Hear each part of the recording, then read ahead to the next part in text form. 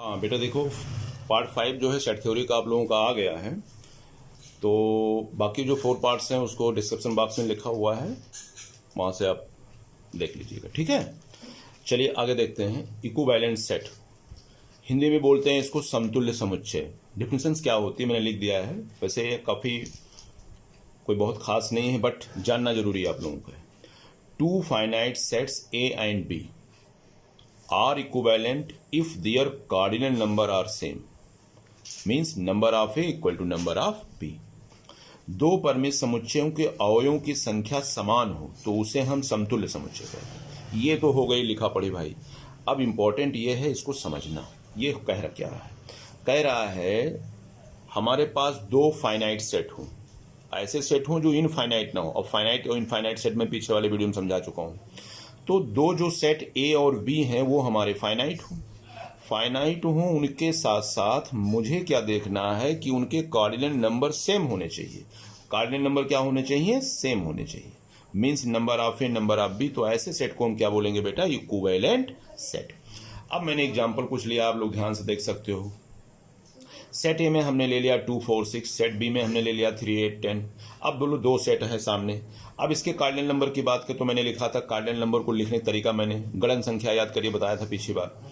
Cardinal number को लिखने का तरीका क्या होता है? नंबर ऑफ ए, मतलब ए सेट के अंदर कितने लोग, तो पता लगा कितने एलिमेंट हैं इसमें, इसको अवयव भी बोलते हैं।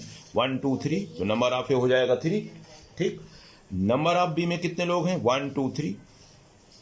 तो अब क्या देख रहे हैं? सेट ए का कार्डिनल नंबर 3, सेट बी का कार्डिनल नंबर 3। अब दोनों सेम है तो number of A equal to number of B. तो हम क्या बोलेंगे? सेट ए और सेट बी हमारे इक्विवेलेंट सेट है। क्या है हमारे? Equivalent set. ऐसे दूसरा एग्जांपल लिया, एक सेट सी ले लिया जिसके अंदर एलिमेंट है 5, डी ले लिया हमने, एलिमेंट है इसके अंदर 10। अब नंबर ऑफ सी कितना आएगा? 1, क्योंकि इसके अंदर एक ही एलिमेंट है। डी में कितने एलिमेंट? एक, इसके अंदर एक ही एलिमेंट है। तो हम क्या बोलेंगे? ये हमारा क्या है? इक्विवेलेंट सेट है। Number of C, number of D, number of C, number of D, देखो दोनों सेम है तो ये हो गया हमारा इक्विवेलेंट सेट। एक एग्जांपल और ले लेते हैं। चलिए, जैसे आपसे कहा जाए, थर्ड एग्जांपल मैं ले लेता हूं। एक सेट हमने ले लिया ये ले लिया, और बी सेट हमने ले लिया 5। तो इसका cardinal number of A is equal to तो 1 आएगा। इसके अंदर एक एलिमेंट 0 है, ध्यान रखना ये एलिमेंट है, यहाँ 0 का मतलब एलिमेंट। ये एक एलिमेंट 0 है तो इसका कार्डिनल नंबर 1 हो जाएगा। लेकिन बी जो सेट है वो नल सेट है, आप इसको ऐसे भी लिख सकते हो। तो इसका मतलब इसके कार्डिनल नंबर की बात करेंगे तो इसके अंदर कोई एलिमेंट नहीं है। तो आप क्या बोलोगे? Number of A does not equal to number of B. तो इसका मतलब ए और बी सेट इक्विवेलेंट सेट नहीं है। तो क्या सीखा कि अगर दो सेट के एलिमेंट, अर्थात दो सेट के अगर कार्डिनल नंबर सेम हो जाते हैं तो वो सेट हमारे इक्विवेलेंट सेट कहलाते हैं। आप कुछ भी ले सकते हो, जैसे ए सेट में हमने ले लिया 1 2 और 3, और बी सेट में हमने ले लिया बेटा ए बी और सी। अब नंबर ऑफ ए बराबर नंबर ऑफ बी। क्यों? आप देखोगे ध्यान से तो ए सेट के अंदर भी 3 एलिमेंट हैं, बी वाले सेट में भी 3 एलिमेंट हैं। ठीक है कि नहीं है? ए सेट में भी 3 एलिमेंट्स, बी में भी 3 एलिमेंट्स, तो number of A equal to number of B. तो ए और बी हमारे कैसे सेट हो गए? Equivalent set. क्लियर? नेक्स्ट आते हैं इक्वल सेट। मिलता जुलता है, टेंशन मत लीजिएगा, ये कहलाता है इक्वल सेट। इक्वल सेट की डिफिनेशंस क्या है? Two sets A and B are said to be equal if they have exactly the same element. बात को ध्यान से सुनना, एक वर्ड आ गया exactly. Exactly the same element and denoted by A equal to B. दो समुच्चय हम इस प्रकार से, दो समुच्चय ए और बी समान समुच्चय कहलाते हैं यदि ए का प्रत्येक अवयव बी में हो और बी का प्रत्येक अवयव ए में हो तो उसे हम समान समुच्चय कहते हैं। इसे ए बराबर बी द्वारा प्रदर्शित करते हैं। ये हिंदी डिफिनेशन लिखा है, अगर बाय द वे दिखता नहीं है तो आप लोग मेरी लैंग्वेज से डिफिनेशन लिख लीजिएगा। मैं इंग्लिश में एक बार फिर पढ़ दूं। Two sets A and B are said to be equal if they have exactly the same elements and denoted by A equal to B. तो ये हो गई लिखा पढ़ी। अब इसको मैं समझा देता हूं, कुछ नहीं, छोटी सी डिफिनेशन है। कहना क्या चाहता है? दो सेट हमारे इक्वल सेट कब कहलाएंगे? फॉर एग्जाम्पल सपोज करिए कार्डिनल नंबर सेम हो और एलिमेंट भी सेम हो, ऐसे सेट्स को हम क्या बोलते हैं? Equal set. सपोज करिए ए सेट में ले लिया भाई 2 3 एंड 4, बी सेट में हमने ले लिया 3, 2 और 4। अब ध्यान से देखो, इसके कार्डिनल नंबर की बात करोगे तो 3, इसके कार्डिनल नंबर की बात करोगे तो 3, 1 2 3। लेकिन और एक बात ध्यान में रखना है, जो एलिमेंट इसके अंदर एग्जिट करता है वही एलिमेंट, आगे पीछे लिखा है इससे कोई प्रॉब्लम नहीं है, लेकिन वही एलिमेंट है 2 3 4। अब यहां पे देखिए 2 3 4, तो ऐसे सिचुएशन में हम क्या बोलेंगे, ए सेट बी के इक्वल है, ए सेट बी के क्या है, इक्वल है, A is equal to B. Clear, A set B के इक्वल है। एक एग्जांपल और देख लो, cardinal number same and element same, ऐसे सेट को क्या बोलते हैं बेटा, इक्वल सेट। फॉर एग्जांपल ले लेते हैं सी सेट में ले लेते हैं, बाय द वे मान लीजिए हमने सी सेट में ले लिया, सी सेट में ले लिया ऑल वॉवेल्स, ऑल वॉवेल्स, और डी सेट में हमने ले लिया क्या, ए ई आई ओ यू। अब आप ध्यान से देखो, ऑल वॉवेल्स तो नंबर ऑफ सी कितने होंगे, वावेल हमारे सिर्फ 5 होते हैं, डी वाले में कितने हैं, डी वाले में भी 5 हैं। इसका मतलब क्या हो गया, नंबर ऑफ सी और नंबर ऑफ डी को देखेंगे तो ऑल वावेल्स मतलब वावेल में भी 5 ही आएंगे, ए ई आई ओ यू, और डी सेट में भी ये, तो सेम वही चीज, वावेल्स बोलो या ए ई आई ओ यू बोलो, तो number of C number of D के इक्वल है। तो ऐसे सिचुएशन में हम क्या बोलेंगे, सी सेट किसके इक्वल है, डी के। क्लियर, आप कुछ भी ले लीजिए, जैसे हमने एक सेट और दिखा दूं एग्जांपल, चलिए एक एग्जांपल और ले लेता हूं, एक एग्जांपल और ले लेता हूं, ठीक है। चलिए मैं एक एग्जांपल और ले लेता हूं,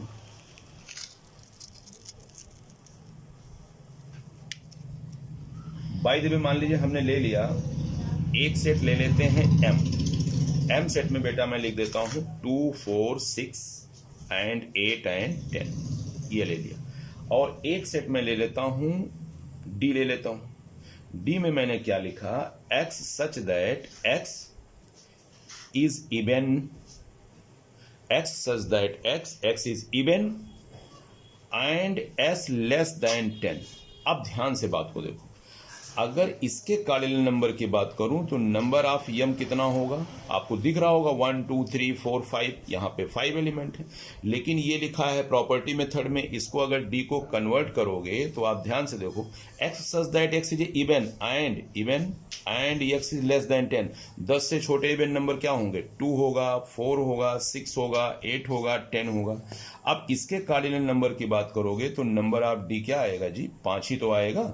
तो सेम वही एलिमेंट देखिए आप, 6 6 8 8 10 10, 5 लोग इसमें हैं, 5 लोग, 5 एलिमेंट इसमें एग्जिस्ट करता है, 5 एलिमेंट इसमें, और वही एलिमेंट होने चाहिए, आगे पीछे भी हो सकते हैं, इसमें कोई प्रॉब्लम नहीं है। ऐसे सिचुएशन में जो सेट मिलेगा तो हम क्या लिखेंगे, यहाँ पे m इक्वल टू क्या लिखेंगे, d। तो ये होता है हमारा इक्वल सेट। इक्वल सेट की डिफिनेशन यही है। एक एग्जांपल इक्वल सेट का मैं और दे दूं, मैं कहीं पे छोटा सा जगह देख के, चलो यहाँ पे मैं दे देता हूँ ऊपर, एक एग्जांपल यहाँ मैं ऊपर दे देता हूँ इक्वल सेट का, अच्छा एग्जांपल है। ए सेट में बेटा ले लेते हैं हम 2 और 3 ले लिया हमने, और बी सेट में हम ले लेते हैं X such that x square minus 5x plus 6 equal to 0।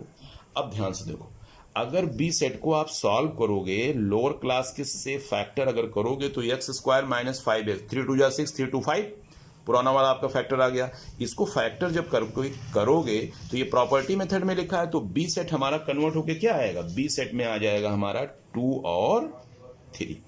तो देखिए ए सेट में भी 2 3 है, बी सेट में अब इसको चेंज करना पड़ेगा, X square minus 5x plus 6 equal to 0 है। इसको जब फैक्टराइज करोगे तो इसके अंदर 2 ही एलिमेंट आएंगे, एक्स की 2 वैल्यू आएगी, 2 आएगी 3, और ए में भी वही है, बी में भी वही है। तो इसको देखेंगे तो नंबर ऑफ ए कितना है 2, और इसको देखेंगे तो नंबर ऑफ बी बेटा कितना है, ये भी है 2। और एक बात ध्यान में रखो, जो एलिमेंट ए में है वही एलिमेंट बी में है।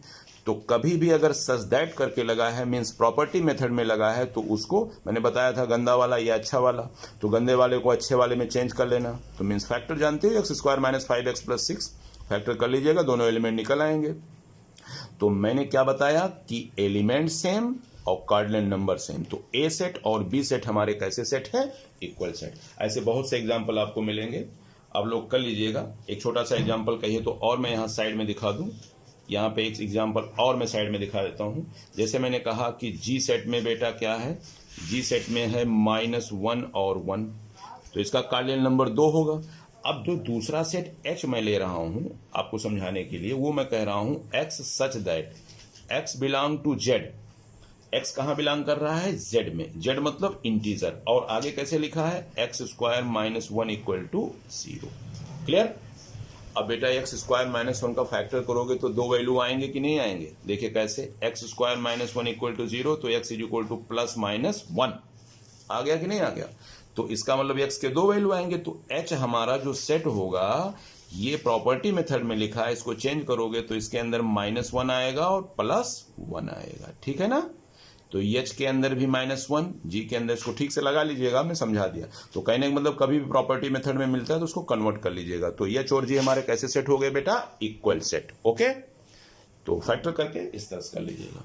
तो उम्मीद करते हैं कार्डिनल नंबर सेम और सेट के अंदर जो एलिमेंट है वो सेम, ऐसे कोई इक्वल सेट और सिर्फ कार्डिनल नंबर सेम। अब यहाँ पे कुछ भी हो सकता है लेकिन सेम होना चाहिए, इसमें सेम होना चाहिए, और यहाँ पे आपका कुछ भी होना चाहिए।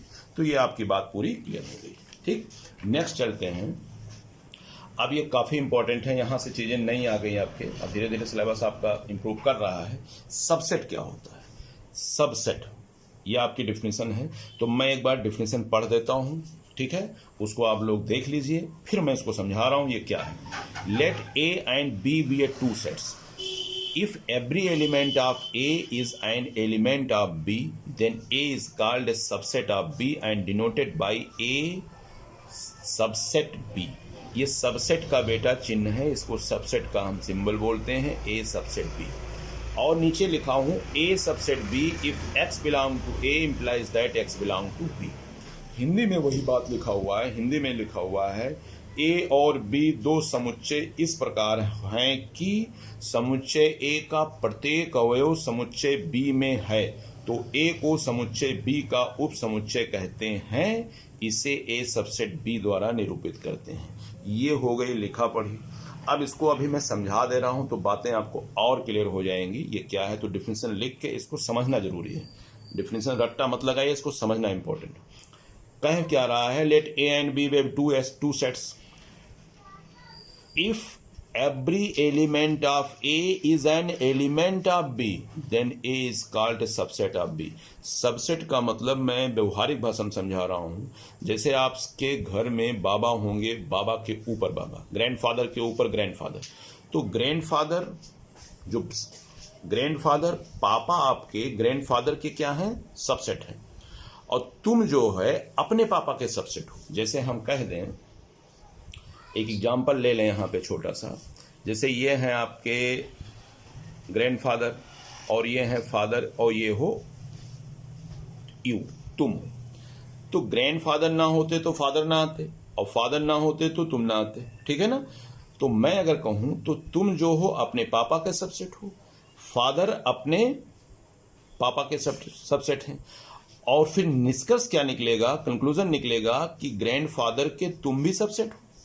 तो कहने का मतलब ये खानदान का सिलसिला होता है, मतलब जो एलिमेंट निकलेगा उसी सेट से निकलेगा। जैसे यहाँ पे यही कह रहा है, आप एक एग्जांपल में व्यवहारिक भाषा छोड़ के ये ले रहा हूँ, कह रहा है A सेट में लिखा है 2 4 6 8, B सेट में लिखा है 2 4 6 8 10।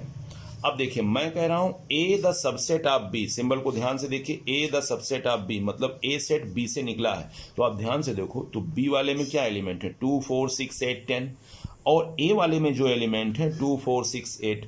तो कहने का मतलब B से ही तो A निकला है, ग्रैंडफादर से ही तो फादर आए हैं। समझ में आया? तो फादर हमारे ग्रैंडफादर के सबसेट, और हम किसके सबसेट? फादर के, और हमारे बच्चे हमारे सबसेट हो जाएंगे। ठीक है ना? तो ये सिलसिला जारी रहता है। और नीचे से देखेंगे, मान लीजिए फिर आपका ये सन आ गया, तो सन आपका सबसेट, आप अपने फादर के सबसेट, फादर अपने ग्रैंडफादर के सबसेट। अब ग्रैंडफादर से कंपेयरिंग करेंगे तो ग्रैंडफादर किसके सबसेट हो जाएंगे? सॉरी, सन किसका सबसेट हो जाएगा? ग्रैंडफादर का। तुम भी ग्रैंडफादर के सबसेट हो गए, क्योंकि ये ना होते तो ये लोग आते ही ना। बिल्कुल सेम है। तो ए द सबसेट ऑफ बी।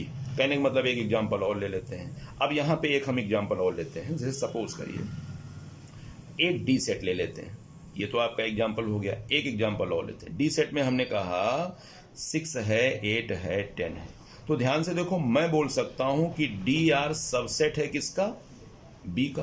क्यों? 6 8 10 6 8 10 6 8 10 कहां से आए? बी से आए ना। 6 8 10 जो एलिमेंट है इस बी फैमिली से आया है, तो डी हमारा सबसेट हो जाएगा किसका? बी का। लेकिन ये बात बिल्कुल गलत हो जाएगा, डी हमारा सबसेट नहीं होगा ए का। रीजन? क्योंकि ए सेट में 6 और 8 है बट 10 नहीं है, तो डी हमारा सबसेट नहीं होगा किसका? ए का। लेकिन डी हमारा सबसेट होगा किसका? बी का। ये बात क्लियर हो गई। अब हम यहां पे एक एग्जांपल और ले लें। चलो एक थर्ड एग्जांपल यहां छोटा छोटा दिखा देते हैं। जैसे मैंने कहा ये के सेट है, तो के सेट में हम ले लेते हैं 2 4 और 6। अब बात को ध्यान से सीखो, के हमारा बेटा सबसेट होगा ए का, क्योंकि ए सेट से तीनों लोग आए हैं, और के हमारा सबसेट होगा बी का भी होगा। देखो ध्यान से, क्योंकि बी वाले में तो तीनों एलिमेंट हैं, तो कहने का मतलब सबसेट के लिए जरूरी क्या है? वो सारे एलिमेंट उस फैमिली से आने चाहिए, मतलब उस सेट से आने चाहिए। तो ये तीनों एग्जांपल समझ में आ गया। चलिए और भी बताते हैं। नेचुरल नंबर की फैमिली देखो, मैंने समझाया था रियल नंबर सबसे बड़ा फैमिली। रियल नंबर में सारे बंदे होते हैं। रियल नंबर अपने अंदर नेचुरल नंबर, होल नंबर, पूर्णांक, integer, rational number, irrational number सबको रखता है। तो मैं बोल सकता हूं नेचुरल नंबर सबसेट किसका होगा? रियल नंबर का। बिल्कुल सही है। होल नंबर भी सबसेट होगा रियल नंबर। अब आप पीछे जाइएगा, real number largest family of number बताया हूं, पीछे वीडियो में चेक करिएगा। जेड मतलब इंटीजर, इसको आई से कहीं कहीं दिखाते हैं। आई भी हमारा रियल नंबर का सबसेट, क्योंकि आई के जितने एलिमेंट हैं वो रियल नंबर में होंगे, क्योंकि रियल नंबर बड़ा फैमिली होता है, बड़ा फैमिली होता है। क्यू मतलब रेशनल नंबर, रेशनल नंबर भी हमारा कहां से आएगा? रियल नंबर से। इसका मतलब ये आपका हो गया, जैसे बताया नहीं कि फैमिली का बड़ा मेंबर, बाबा के बाबा, उनके ऊपर बाबा, ग्रैंडफादर पावर 4, ग्रैंडफादर पावर 4, फिर पावर 3 आएंगे, फिर पावर 2 आएंगे, फिर पावर 1 आएंगे, फिर पापा आएंगे, फिर तुम आओगे, फिर तुम्हारे बच्चे आएंगे। तो ये बातें समझ में आ गया। तो ये हो गई सबसेट। अब आपको क्लियर हो गया। Let A B two sets if every element of A, every element of A, देखिए यहां पे every element of A is an element of B, then A is called subset of B, then A is called subset of B, then A is called subset of B. Clear? ये हो गई आपकी। और भी example आप ले सकते हो सबसेट का। सपोज दैट हमने कहा कि एक एग्जांपल और दे दें यहां पे। सपोज करिए कि हमने कहा ए सेट में हमने लिया x such that x square minus 4 equal to 0, and B set में हमने ले लिया बेटा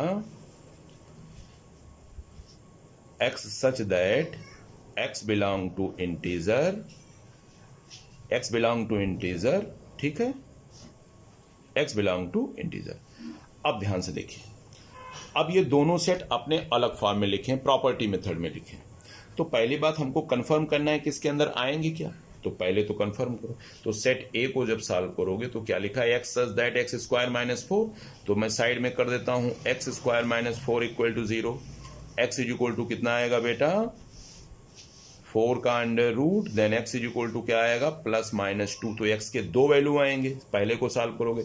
इसका मतलब ए सेट में आएगा 2 और माइनस 2 आएगा।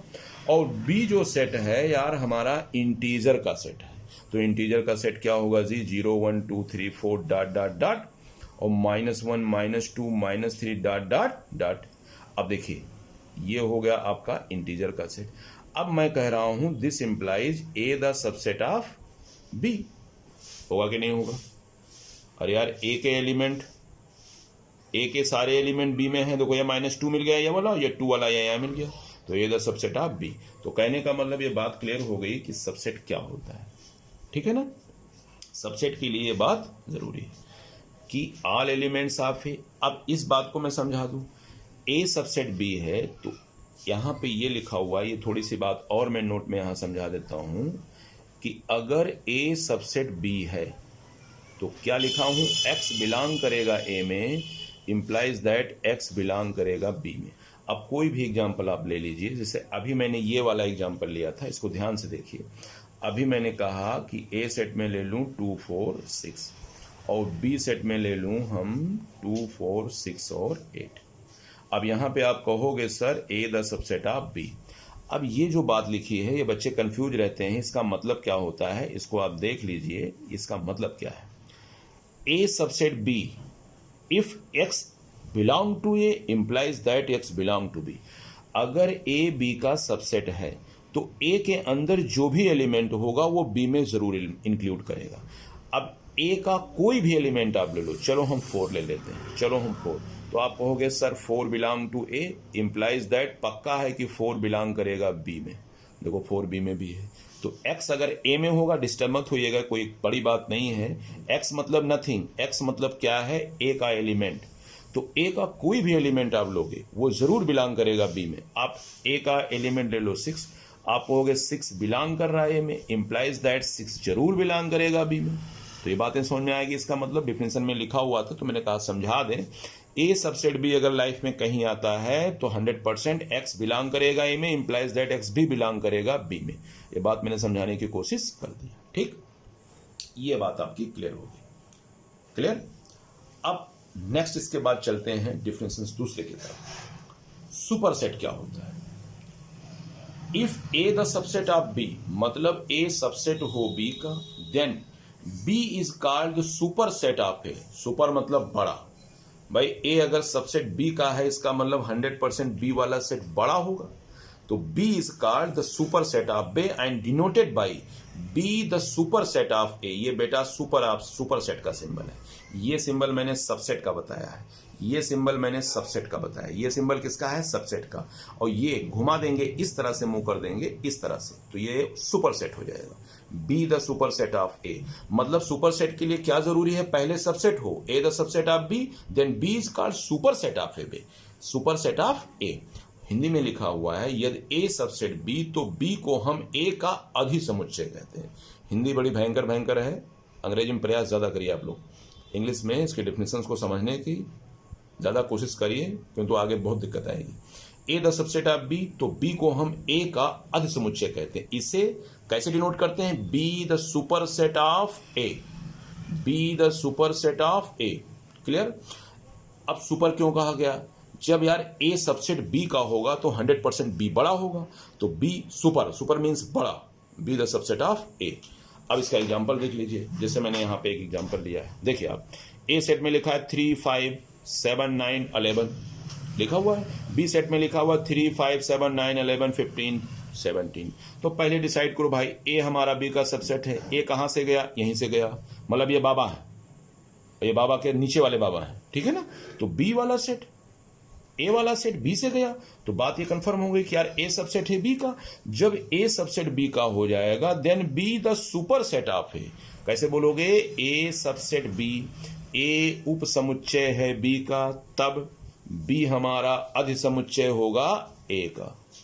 इंग्लिश में कैसे बोलोगे, A the subset of B then B the super set of A, B हमारा सुपर हो गया। एक एग्जांपल और देख लेते हैं, चलो एक एग्जांपल और देख लेते हैं। के सेट में हमने ले लिया ए ई आई ओ यू ले लिया, और आर सेट में हम ले लेते हैं बेटा ई ए आई ओ यू आर, और चलो ले लेते हैं टी ले लेते हैं, मान लीजिए ऐसे ले लेते हैं, ठीक है। अब क्या कहोगे, के द सबसेट ऑफ आर, क्योंकि के सारे एलिमेंट आर से गए हैं, आर ना ले लो यहां पे, छोटा आर कर दो, चलो छोटा आर कर दो, छोटा आर कर दो, ठीक है ना। के सारे एलिमेंट यहीं से गए, देखो ए ई आई ओ you, A E I O you, तो के सबसेट है हमारा आर का, इंप्लाइज दैट देन हम बोल सकते हैं आर जो है हमारा सुपर सेट है किसका, के का। आर हमारा किसका सुपर सेट हो जाएगा, के का। सुपर सेट का सिंबल इस तरह से, क्लियर। तो ये बातें हो गई। जैसे सपोज करिए हमने एक एग्जांपल और ले लिया, हमने कह दिया, छोटा सा एग्जांपल ले लिया बेटा जी, ए सेट में x such that x belong to natural number, ठीक है, x belong to natural number, sorry x belong to integer. आगे लिखा हुआ है x square plus 15x plus 56 equal to 0।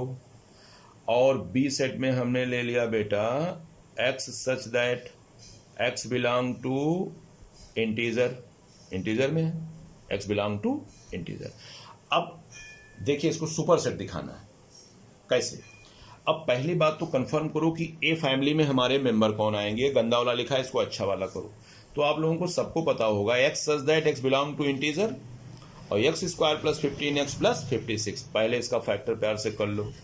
50x plus 15 equal to 0, X square plus 8x plus 7x plus 56। ये आपको पता होगा, क्लास 8 का फैक्टर समझा रहा हूँ। फैक्टर करोगे बेटा तो x प्लस 8 आएगा, x प्लस 7 आएगा। अच्छा सॉल्व करोगे तो x की वैल्यू -8 आ जाएगी। अब ये सब आप समझ रहे होंगे, -7 आएगा। कहने का मतलब a सेट हमारा कन्वर्ट होके कितना आ जाएगा, -8 और -7। क्लियर? और b सेट हमारा यार क्या आएगा, b सेट तो पहले से कंफर्म है। b सेट हमारा क्या होगा, x such that x belong to integer, तो इंटीजर फैमिली तो पता ही है, 0 1 2 3 4 5 डॉट डॉट डॉट, आगे 5 5 6 7 8 सब आएंगे, -1 -2 -3 -4 डॉट डॉट डॉट, इसमें सब आएंगे।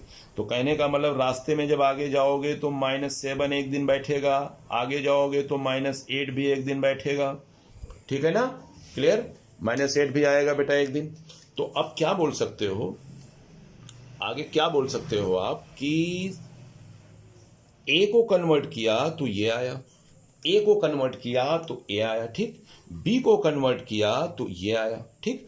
अब हम बोल सकते हैं कि A the subset of B, then B the super set of A, क्योंकि ये बड़ा हो गया, इसमें बहुत से एलिमेंट आएंगे, B the super set of A. Clear हो गई बात ये? तो इसके आगे चलते हैं।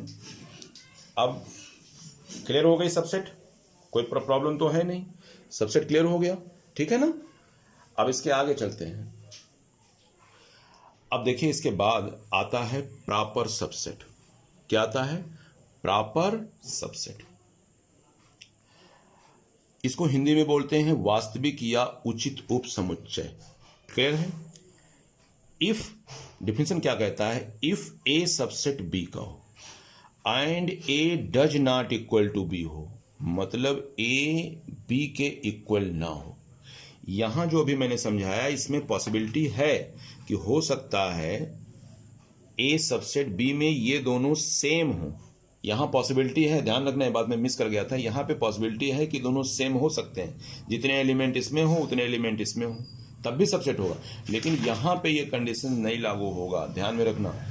ए सबसेट बी का हो and A does not equal to B हो, then A is called a proper subset of B and denoted by A subset, A proper subset B. देखो ये सिंबल जो लगा है ये प्रॉपर सबसेट का है, इसका मतलब ए हमारा बी के इक्वल नहीं है।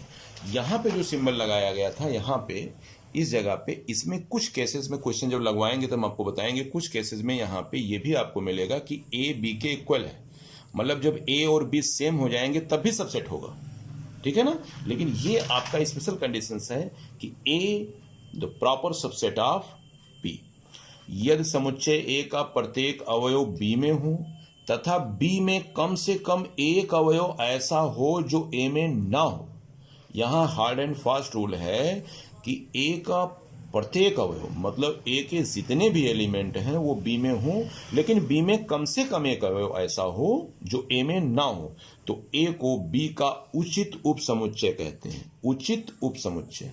इसे ए प्रॉपर सबसेट या ए उचित उपसमुच्चय है बी का। A is the proper subset of B. English में बात वही लिखा हुआ है, if A the subset of B and A does not equal to B, then A is called a proper subset of B and denoted by A subset B। तो ये बातें आपको मैं समझा रहा हूं। देखें यहाँ मतलब क्या यहाँ डिफिनेशंस का ये निष्कर्ष निकला कि A तो सबसेट हो B का, और मेन बाउंडेशन कि A does not equal to B हो, A B के इक्वल ना हो, मतलब कम से कम एटलीस्ट वन एलिमेंट B में एक्सीड करे, B में कम से कम एक ऐसा हो जो A में ना हो, मतलब एक उसमें ज्यादा होना चाहिए। तो चलिए मैं दिखाता हूं। देखो ए सेट में लिखा है बेटा AEIOU, ये हो गया।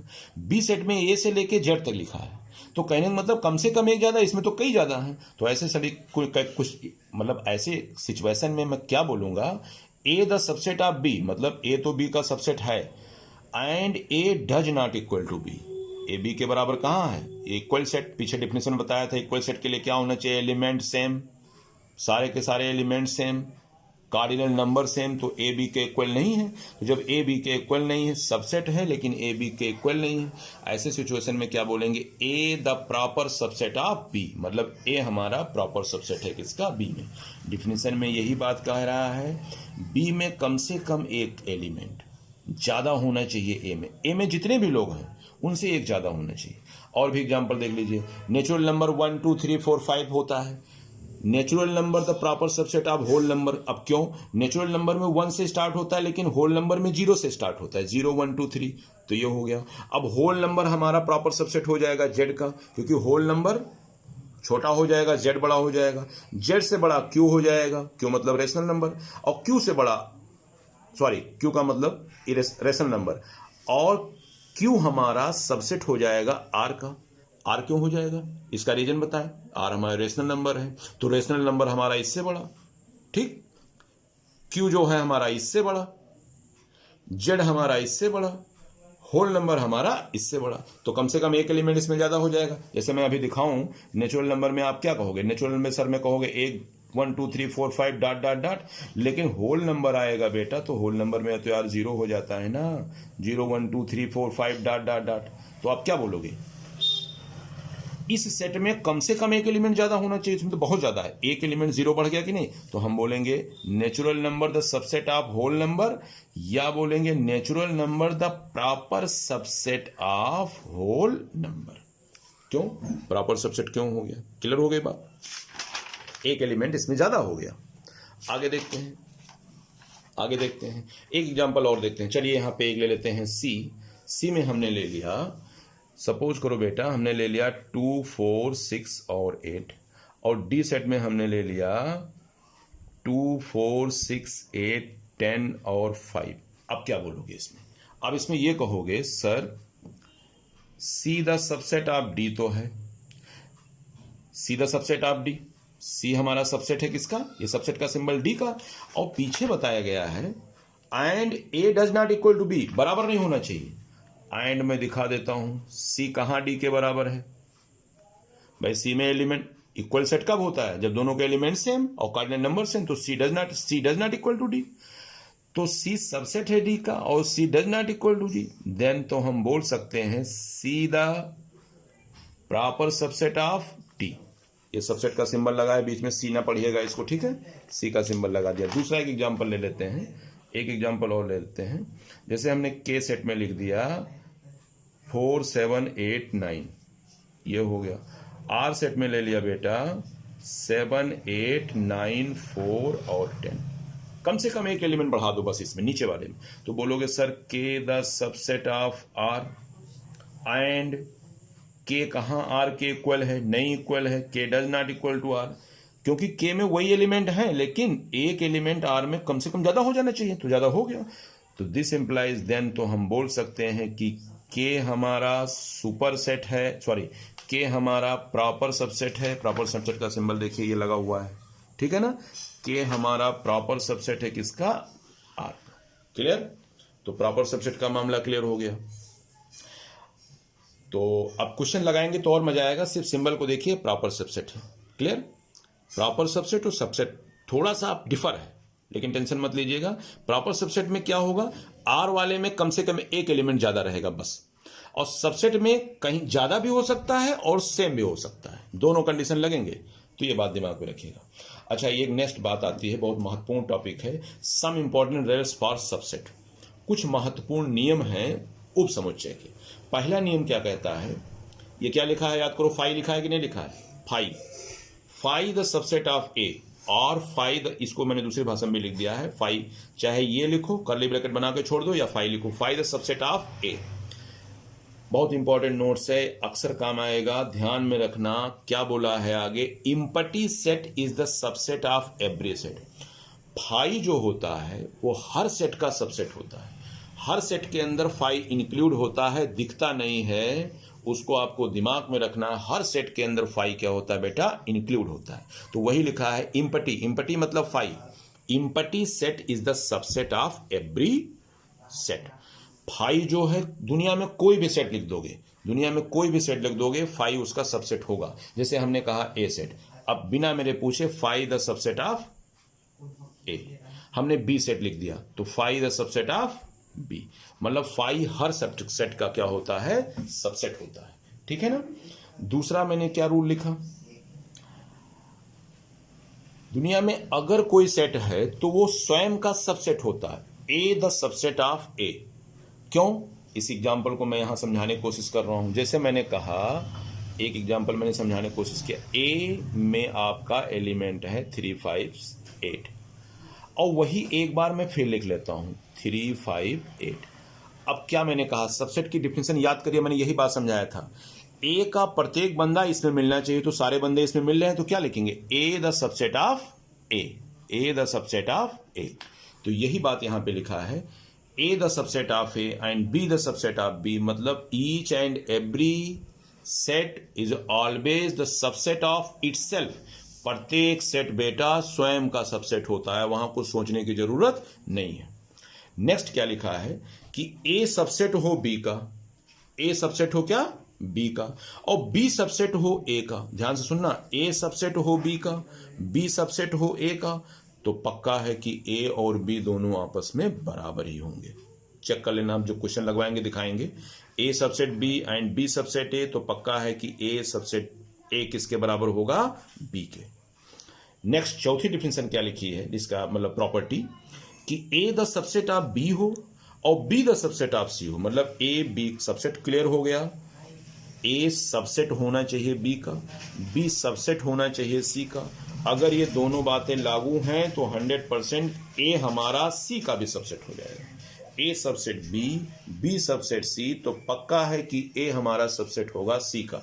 आप कहीं भी चेक कर सकते हो, ए सबसेट बी दिखाओ, बी सबसेट सी का हो, तो पक्का है कि ए सबसेट सी हो जाएगा। मैं चेक करा देता हूं चौथा। सपोज करो बेटा, ए में मैंने ले लिया 2 4 6, बी में हमने ले लिया 2 4 6 और 8 ले लिया, और सी में बेटा ले लिया हमने 2 4 6 8 और 10 ले लिया। अब प्यार से बोलोगे कि सर जी ए सबसेट है बी का, बिल्कुल सही है। अब देख लो, ए सबसेट है बी का, ए में एलिमेंट, ए के सारे एलिमेंट इसमें मिल रहे हैं, एक तो ज्यादा है। अच्छा, ज्यादा भी हो सकता है क्योंकि सबसेट की बात हो रही है, ज्यादा भी हो सकता है, बराबर भी हो सकता है, डिस्टर्ब मत होइएगा।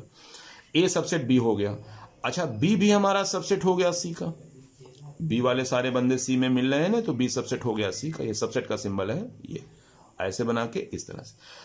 अब ए सबसेट बी, बी सबसेट सी, तो बोलो ए सबसेट सी का है कि नहीं है। इंप्लाइज दैट, देखो ए सबसेट हमारा सी का है कि नहीं है। अरे यार, ए के सारे एलिमेंट सी से नहीं आ रहे हैं, चेक कर लो, ठीक है ना। ये तो ये सब क्वेश्चंस में और मजा आएगा। मैं डिफिनेशन समझा रहा हूं तो डिस्टर्ब मत होइएगा। एक बात मैं यहां नोट लिख दूं, कभी कभी कुछ टीचर्स बच्चों को डिस्टर्ब करते हैं तो मैं वो बात दूर कर दूं। देखो बेटा, सबसेट का मतलब होता है दोनों कंडीशन है। जैसे ये भी सबसेट कहलाएगा। जैसे मैंने लिखा 2 4 6, बी में हमने ले लिया 2 4 6, यहां पे ए बोलेंगे सबसेट है बी का।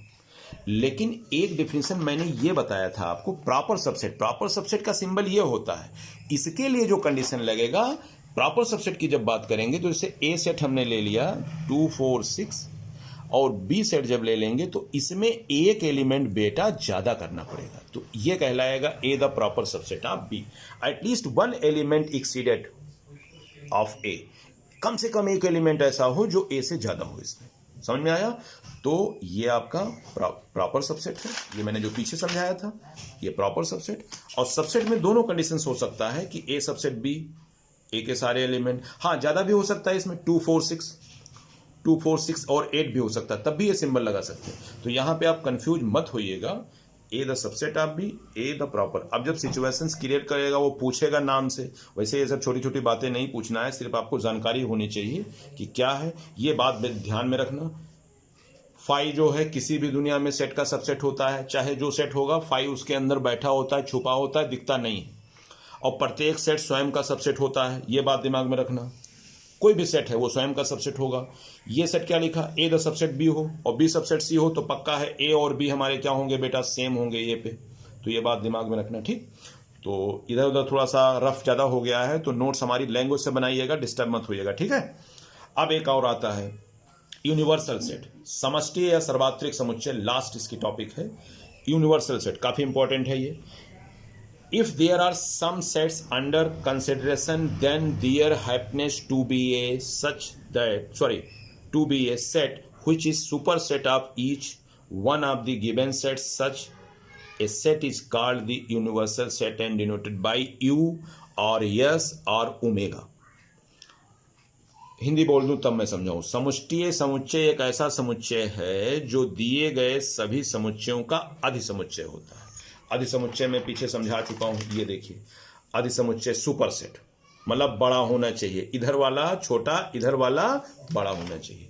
तो डिफिनेशन कह रहा if there are some sets under consideration then there happens to B a set which is a super set of each one of them given sets. Such a set is called the universal set and denoted by U और S और omega.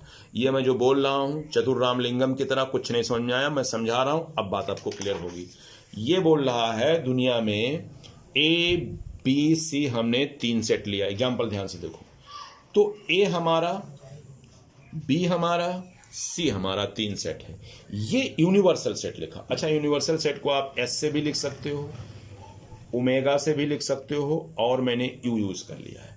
Definition में ये कह रहा है कि जो set है, अब बताओ ये यूनिवर्सल सेट इसका सुपर सेट है कि नहीं है। अब डिफिनेशन में देखो, पीछे आता हूं मैं, क्या लिखाया था, ये सुपर सेट में क्या लिखाया था, B the super set of A, मतलब बी हमारा बड़ा होना चाहिए। तो आप ध्यान से देखो, डिफिनेशन में भी लिखा यूनिवर्सल सेट सुपर सेट है, बोलो ए का कि नहीं है। यूनिवर्सल सेट ये वाला यूनिवर्सल सेट, इसको यू मत पढ़िएगा। यूनिवर्सल सेट सुपर सेट है, बोलो बी का कि नहीं है। यूनिवर्सल सेट सुपर सेट है, बोलो सी का कि नहीं है। तो कहने का मतलब ये हो गया कि यूनिवर्सल सेट जितने भी ऊपर सेट हैं सबके लिए ये सुपर सेट का काम करे। ऐसे सिचुएशन में अगर ये सुपर सेट है तो इसको बोलते हैं बेटा हम यूनिवर्सल सेट। या मैं इस डिफिनेशन को और समराइज कर देता हूं, ये टेढ़ा अगर डिफिनेशन लग रहा हो तो मैं इसको समराइज कर देता हूं। यूनिवर्सल सेट जो होता है कई ढेर सारे सेटों को अपने अंदर कलेक्ट किए होता है, समझ गए। जैसे यहाँ पे अब जैसे मैंने एक एग्जांपल और ले लिया, सपोज कर बेटा ए में ले लिया ए बी सी ले लिया, बी सेट में हमने ले लिया आई के ले लिया, डी सेट में हम सी सेट में हमने ले लिया पी और आर ले लिया, टी सेट में हमने ले लिया जेड और सी ले लिया, जो मन करे वो ले लो। अब इसका यूनिवर्सल सेट बेटा यस लिखो, चाहे ओमेगा लिखो, चाहे यू लिखो, यूनिवर्सल सेट क्या बनेगा, इन सब को पकड़ के बंद कर देगा।